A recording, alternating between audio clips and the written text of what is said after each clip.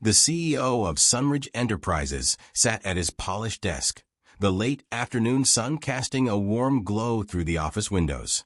Yet, despite the comforting ambience, a heaviness hung in the air. For years, he had been at the helm of one of the fastest-growing companies in the industry, a proud titan of commerce. But recently, something had shifted. The reports he received weekly were increasingly filled with troubling figures, low employee retention, rising complaints about management, and most alarming, whispers of discontent from the workers he once considered the backbone of his success. He had always prided himself on running a well-oiled machine, keeping the company in the black while navigating the ever-changing tides of business. But as the world had shifted, so had the hearts of those who helped build the empire. The CEO, a man whose name was etched on the walls of every building and boardroom, began to realize that his connection to the people who truly made Sunridge tick had been severed. He knew the numbers, the strategies, but did he really know his employees? Did he understand their lives, their struggles, their fears? One evening, as he sat reviewing a series of emails outlining further staff departures, he received an unexpected message from his trusted right hand, Carla, the operations manager. Her tone was curt, her words sharp. The staff morale is the lowest I've ever seen. We need to address this before it's too late. People are talking, and it's not good. Carla had been with the company since its early days. If there was anyone who knew the heartbeat of Sunridge, it was her. She had never minced words, and yet the urgency in her message struck a chord deep within him. He looked out at the skyline, his mind racing. How did we get here? The decision was made. The CEO would go undercover. He would infiltrate his own company under the guise of an everyday employee, just a cog in the machine, so he could see things with fresh eyes. He would become one of them. The plan wasn't exactly seamless. He couldn't entirely erase his persona. After all, he was still the man whose picture hung in every boardroom. But he could hide behind a mask, one that would allow him to observe without the weight of his title. So, he chose a lowly position in the company's busiest retail store, far from the corporate headquarters. A simple floor associate, someone who could blend in, yet see it all. He devised a new name, Ethan Hale, and dressed in a simple uniform, stripping away the sharp suit and polished shoes that had been his armor for so long. As the day of his first shift approached, doubt gnawed at him. Would his employees even recognize him? Would they see through the disguise? He spent hours perfecting his new look, untidy hair, a slight slouch in his posture, an unremarkable expression on his face. When the time came, he found himself standing outside the store, his heart pounding in his chest. He took a deep breath, pushed open the door, and stepped inside. The store smelled of cleaning supplies, faint traces of coffee, and the low hum of fluorescent lights overhead. It was a busy afternoon with customers filtering in and out. The noise was a far cry from the quiet, sterile meetings he was used to. As he scanned the floor, his gaze settled on the employees. They moved with purpose, but without energy. There was no sparkle in their eyes, no enthusiasm in their steps. They were workers, but they weren't alive in the way he remembered from the early days. He noticed a young woman behind a register, a short bob of brown hair framing a face that was young, but weary. She didn't smile, even as she helped a customer with an exchange. Her hands were trembling slightly as she typed into the system, and though the customer smiled at her, her expression remained fixed, distant, unfocused. Ethan's gaze lingered on her longer than he intended, and he quickly turned his attention to the rest of the store, forcing himself to blend in. As the hours passed, Ethan moved through the store, helping customers, shelving products, and striking up casual conversations with his coworkers. Most of them were polite but tired, exchanging pleasantries and moving on. He caught snippets of conversations, talk of overtime, broken promises from upper management, and whispered complaints about management's harsh expectations. Nothing overtly rebellious, but there was a quiet dissatisfaction that permeated the atmosphere. Yet it wasn't until late afternoon that he witnessed something that shook him to his core. The young woman, the one from the register, seemed to snap under the pressure. Ethan had been stacking boxes when he saw her walk into the break room. Her movements were jerky, as though she was trying to keep it together. She didn't notice him at first, but as he followed her, his footfall echoing in the empty hallway, she collapsed into a chair, her face buried in her hands. She was sobbing, deep, painful sobs. Ethan's heart pounded in his chest. He hesitated at the doorway, unsure whether to approach or retreat. It was an instinct, a deep-rooted impulse to intervene, but what could he say? What could he do? He wasn't supposed to be here. He wasn't supposed to know her pain. Yet, the longer he stood there, the more he felt the weight of her sorrow settle on him. This was real. This wasn't just numbers on a report or vague complaints from HR. This was human suffering, raw and unfiltered. He stood there for a moment longer, before stepping back into the store, his mind racing. The reality of the situation was dawning on him with brutal clarity. The company he had built, his pride, his legacy, was no longer the place he had once envisioned. The heart of Sunridge, the people who made it work, were suffering in silence, hidden behind the glossy exterior of success and expansion. He spent the rest of the shift in a daze, unable to shake the image of the young woman's tear-streaked face from his mind. She was just one of many, he realized, but she was also the most visible. Her pain was a symbol of everything that had gone wrong in the company. As he clocked out that evening and left the store, his thoughts were consumed with the weight of his discovery. The employees weren't just disgruntled, they were hurting. And worse still, he had been blind to it all. That night, Ethan sat in his car outside the store, the cold air biting at his skin. He had entered with a simple goal: to observe, to learn, to gather information. But what he had uncovered was far more than he had expected. There were cracks beneath the surface, and they ran deep. If he didn't act soon, they might break the whole structure. He stared at the store's brightly lit windows, his reflection now a ghost in the glass. He couldn't undo the years of distance he had put between himself and the employees, but perhaps, just perhaps, he could find a way to bridge the gap. But first he had to know more. He had to see the truth, even if it meant confronting the ugly side of the company he had built. There was no turning back now, and as he drove away, the weight of his decision pressed heavier upon him. The following days dragged on in a blur of anonymity. Ethan returned to the store every shift, donning the guise of the humble worker, blending into the background as best as he could.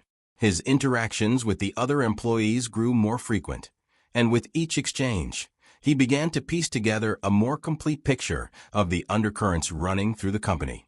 But the weight of the truth he was uncovering settled heavier with each passing day. He had become more attuned to the emotional climate of the store. The employees, once just faces in a crowd, now felt like individuals to him, each of them carrying a personal burden. Yet it wasn't just the customers who wore down their spirit. It was the constant pressure from above, the managers who pushed them harder without ever seeming to care about the cost. It wasn't a single moment that made him realize the depth of the problem. It was the cumulative effect of every sigh, every rushed conversation, every face hidden behind forced smiles. Among the workers, Ethan started to notice certain patterns. One of them was Mark, a middle-aged man with a weary, lived-in face that seemed to tell the story of years spent in retail. Mark had been with the company since its early days, and unlike the others, he seemed to be holding on to something, a quiet dignity, though it was slowly eroding under the weight of the job. He never complained outright, but there was an edge to his tone whenever he spoke about the latest managerial decisions, the new quotas they had to meet, the unspoken rule that no matter how much effort they put in, it was never enough. It was a conversation with Mark that struck Ethan hardest. They were stocking shelves together one evening, and Ethan noticed the older man was unusually quiet. He had been moving slower than usual, his back hunched, with a kind of exhaustion that went beyond physical fatigue. Ethan, trying to be friendly, offered a light comment about the weather. But Mark didn't smile. Instead, he let out a dry chuckle and spoke in a voice so soft, it could have been mistaken for a whisper. "Everyone's worn out," Mark said, not looking at him. "It's not just the hours or the work. It's the feeling that you're just a cog in the machine, you know? They don't care if you burn out. They just want results. Always more, always faster. And when you give them everything, they just keep piling it on." Ethan didn't know how to respond. Mark's words hung in the air, and the silence between them felt oppressive. Ethan had read the reports, seen the numbers, but the raw truth of Mark's words made it all feel so much more real. The weight of the company's indifference wasn't just in policy. It was in the people who wore it day after day. In the days that followed, Ethan began to focus more on the younger employees. Among them was a woman named Chloe, who, at just 24, had already been working at the store for 3 years. She was sharp, intelligent, and quick-witted, but something in her eyes had begun to dull over time. Chloe had started as one of the store's star employees, an ambitious go-getter with a smile that could light up the room. But now, she rarely smiled, her energy drained by constant exhaustion. She had stopped aspiring for anything beyond simply surviving another day. Ethan noticed her one afternoon, sitting alone in the break room, picking at a sandwich she hadn't touched. She glanced up when he walked in, offering a smile that barely reached her eyes. She didn't speak at first, but when Ethan sat down, she sighed and set the sandwich aside. "It's just a lot," she said after a beat, her voice tinged with defeat. "The hours, the pressure, it never stops. I used to think I was building something here, but now it feels like I'm just treading water. And I can't even remember the last time I took a day off without feeling guilty about it." Ethan didn't know how to answer her. What could he say to someone who had given so much of themselves and was now simply trying to hold on? He could hear the weight in her voice, the same hollow exhaustion that he had seen in so many others. She wasn't just tired from a long day's work. She was tired of the promises that had never come to fruition, tired of the unacknowledged effort, tired of a company that had long ago stopped valuing its employees as human beings. That evening, as Ethan walked out of the store and into the dimming twilight, he couldn't shake the image of Chloe's face. She had been a bright spark when she started, full of ambition and hope. And now she was just like the others, her light dimmed by the relentless pressure to meet ever-increasing demands with no regard for her well-being. Back at home, Ethan could barely focus on anything. His mind raced with the faces and words of the employees he had met over the past week. Every encounter, every whispered complaint, every moment of silence seemed to be building into something undeniable. The company's approach, the culture he had allowed to fester, was slowly crushing the people who had been its foundation. The more he learned, the more he became disturbed by the way the system had been built. Sunridge had been focused on growth, expansion, market share, profits. It was a relentless pursuit, and somewhere along the way, they had forgotten that the company's true capital wasn't just in assets or products. It was in the people who worked tirelessly every day to keep the wheels turning. But as Ethan learned more, he couldn't ignore the nagging voice in the back of his mind. What could he do? He wasn't the CEO anymore. He was just Ethan, a new face in the crowd. He had no authority, no power to change anything. Even if he wanted to help, to stand up for the employees who were suffering, what could he do without revealing his true identity? The very fact that he was undercover put him at odds with everything he had been taught to believe about leadership. It was during one of his late-night shifts that the pressure finally cracked. Ethan was on the sales floor, assisting customers when the store manager, Rick, pulled him aside. Rick was a tall, imposing figure with a bark that matched his bite. He was the kind of manager who ran the store with an iron fist, no tolerance for mistakes or complaints. Ethan had noticed that Rick never seemed to care much about the employees. He was all about results, about meeting quotas, about keeping the corporate higher-ups happy. Rick's voice was low, almost conspiratorial. "I've been hearing things. People are talking, complaining. And I know you're new here, but you're not dumb. I don't want you stirring the pot. You're here to work, not to question things. Got it?" Ethan nodded, his pulse quickening. He wasn't sure if Rick suspected him or if he was just following the corporate line, but the message was clear. The employees' concerns weren't welcome. Discontent wasn't just ignored, it was actively suppressed. That night, as Ethan walked home, he realized just how deeply ingrained the problems were. The pressure was suffocating, the silence deafening. It was no longer about just numbers or complaints, it was about the system itself, a system that seemed to have been built to break its people. And the more he observed, the more he realized that, despite the personal connections he had started to make, he was powerless to change any of it. The strain was building, and Ethan could feel it pressing in from all sides. The mask he wore was slipping, and soon, he feared, it would all come crashing down. The weight of the truth continued to press down on Ethan with an unbearable intensity.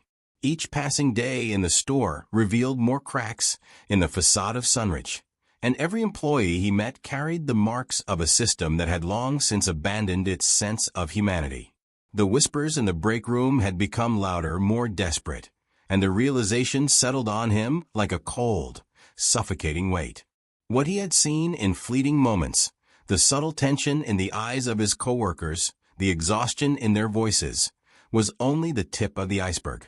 Ethan had been given a front-row seat to the erosion of something that had once been thriving.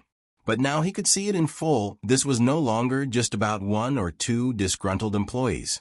This was a systemic failure that stretched from the top down, a culture built on profit margins and quotas, where people had been reduced to tools, their pain invisible to the eyes of the very leaders who had once praised their contributions.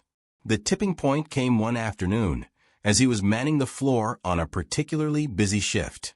The store buzzed with activity, but Ethan couldn't shake the feeling that something was about to happen. There was a shift in the energy, an undercurrent of tension that seemed to hum in the air.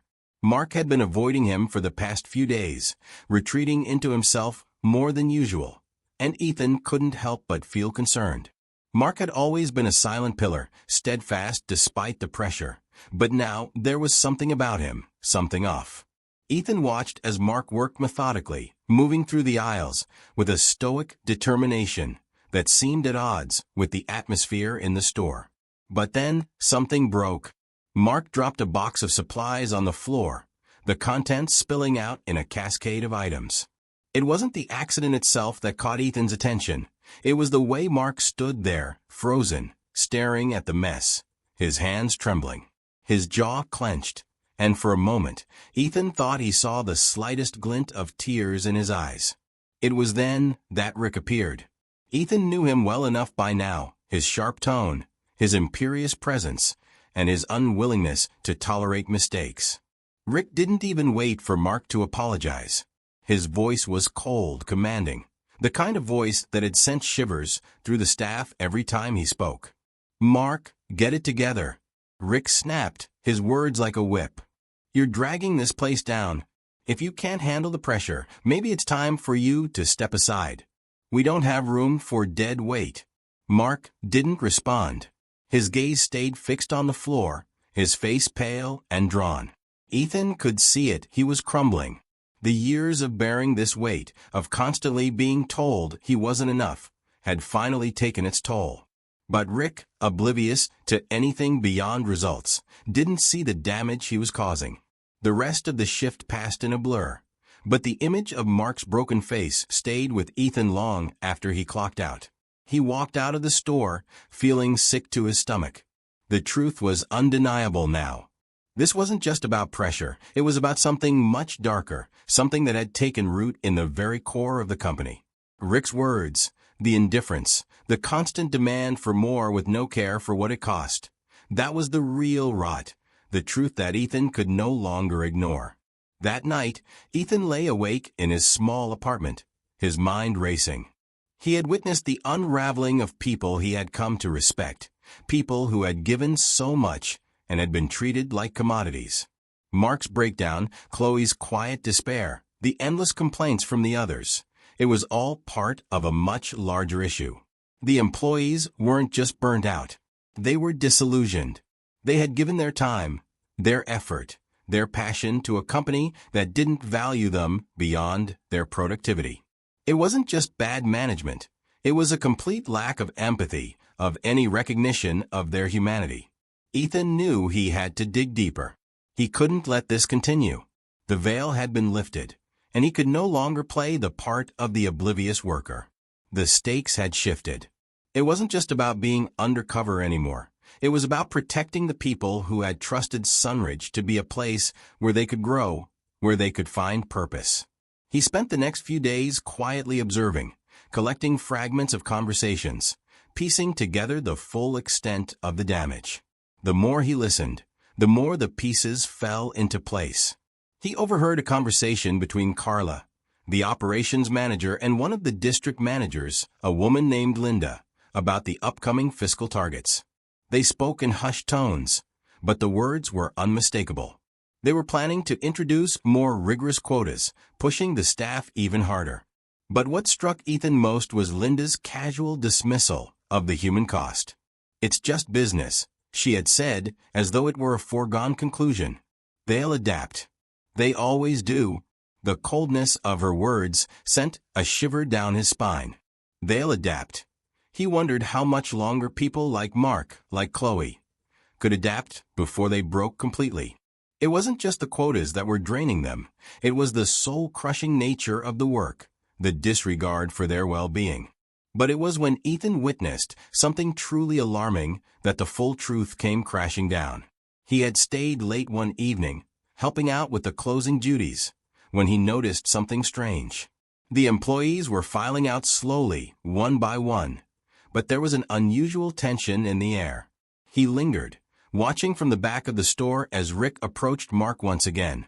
The words were barely audible, but the message was clear.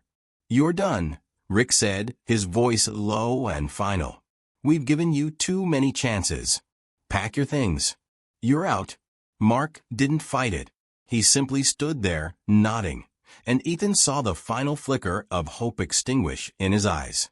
As Mark gathered his things, Ethan's heart sank. This was the final straw, the breaking point. It wasn't just about performance anymore. Mark's silent suffering, his years of loyalty, had meant nothing. The system had claimed another victim. Ethan's thoughts were spinning as he stepped out into the cool night. He had uncovered enough now. The truth was undeniable. The culture at Sunridge was broken, and it was festering under the guise of efficiency and growth. But how could he fix it? What could he do? If he exposed himself as the CEO now, what would happen? He had been part of this system, too. How could he possibly call attention to the problem without implicating himself? He didn't have the answers yet, but one thing was clear. He could no longer stand by. The truth had been laid bare, and now he had to decide if he was willing to face the consequences of revealing it. Would he risk everything to change the system he had helped build? Or would he walk away, knowing that the people he had failed would bear the cost of his inaction? The decision loomed ahead, and with it, the painful realization that the path forward would never be easy. But Ethan knew one thing for certain. He could no longer ignore the truth. The weight of the decision crushed Ethan in a way that felt like it might swallow him whole. The more he thought about the employees, Mark, Chloe, the others, the harder it became to stomach the truth of how he had been complicit. The walls of Sunridge weren't just built on profit. They were built on people, their sweat, their sacrifices, and their very dignity. And for all his success as CEO, he had been blind to their suffering, or worse, indifferent to it. It was Mark's departure, so coldly orchestrated, that pushed Ethan over the edge. There was no empathy in it, no acknowledgement of Mark's years of service, no remorse for the toll the job had taken on him. In the way Rick had dismissed him, in the way the company had dehumanized him, Ethan saw a reflection of the very system he had created. He had been the architect of this, whether he had known it at the time or not. And now, standing on the precipice of this truth, he could feel something deep inside him shift, as if the very foundation of his identity had cracked open. Ethan knew what he had to do. He couldn't undo the years of neglect, the broken promises, the slow burn of employee disillusionment. But he could take responsibility, and in doing so, perhaps he could begin to change things for the future. The company needed to hear the truth, and the people who had suffered under it needed a voice. The next morning he made the decision. He would reveal his true identity to the employees, but not just to them. He would confront the corporate board, the managers, and all the people who had been complicit in this cycle of exploitation. He would lay bare the reality of what he had uncovered. No longer an anonymous worker, but the very CEO who had built the machine they had all been caught in. The employees deserved to know the truth, even if it meant exposing his own failures. They deserved a chance to fight for something better. As he arrived at the store that morning, a sense of purpose washed over him, replacing the self-doubt that had plagued him in the days prior. This wasn't just about him anymore. It was about what was right. He walked through the store, greeting employees with a newfound sincerity. They greeted him back, some with recognition, others with indifference. But Ethan didn't mind. It wasn't the warmth of their response that mattered. It was his own clarity of vision. As he reached the back office, he saw Rick, as always, sitting behind his desk, organizing papers with that air of detached authority. Rick barely looked up when Ethan entered. "What's going on?" Rick asked, voice clipped, eyes scanning the papers before him. Ethan didn't hesitate. "I'm the CEO of Sunridge," he said, his voice steady. "And I've been working here undercover for the past 2 weeks." The words landed with the force of a storm. Rick's head snapped up, disbelief flashing in his eyes before it was quickly masked with an attempt at nonchalance. "You've been?" Rick began, but Ethan cut him off. "I've seen everything," he said, stepping forward, his presence now undeniable. "I've seen how you treat the employees, how you push them, break them, and replace them when they can't keep up. I've seen the toll it's taking. And I've been a part of it." For a moment, silence hung in the air. Then Rick laughed, short, humorless, dismissive. "So, what now? You going to fire me?" he sneered. "You think you've learned something by playing a little game with your workers? You've been out of touch for years. This is how it works. This is what needs to happen to keep the company afloat." Ethan felt a rush of anger, but he forced himself to stay calm. "No, Rick. This is how it works to keep the company rich. The people who make it run, who give their time and their energy, don't get a say. They're not even considered. But that ends now." He didn't wait for Rick to respond. Turning on his heel, Ethan marched to the sales floor, where the employees were already beginning to arrive for the day. He needed them to hear him. They needed to know that what had been happening wasn't acceptable. He had been blind, but he wouldn't let them continue to suffer in silence. When he stepped into the break room, the employees froze. Mark was there, his face pale, as if he hadn't quite shaken the weight of the previous day. Chloe was there too, her eyes weary but alert. Ethan saw them all, the faces of the people who had borne the brunt of Sunridge's corporate culture. This wasn't just about policies or strategies. It was about them, about their lives. "Listen up," Ethan began, his voice unwavering. "I'm not here to make excuses. I've been undercover here, and I've seen the way you're treated. I've seen the pressure you're under, the way you're pushed beyond your limits and expected to just keep going. I've seen how the company profits off your sacrifices, and I'm ashamed to say that I've been part of it." The room was silent. No one spoke, but Ethan could feel their eyes on him. Curious, guarded, maybe even skeptical. He couldn't blame them. After everything they had been through, after all the promises they had been given, who would believe him now? "I can't change the past," he continued, his voice thick with regret. "But I can promise you this. Things are going to change. I will take this to the board, and I will hold every one of them accountable. We will build a company that values people over profit, where employees aren't just numbers or tools.